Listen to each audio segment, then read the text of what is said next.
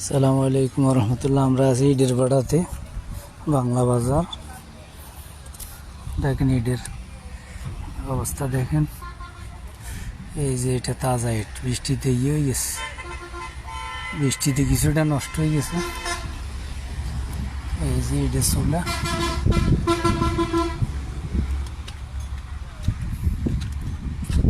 ভাই ইটের কই, মহাজন কই?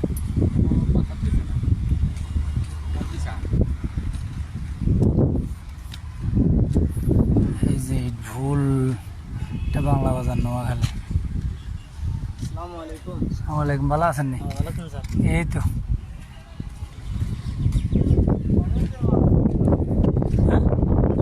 ওই স্যার কই আপনাকে? ও কাকা, ও কাকা, ও কাকা,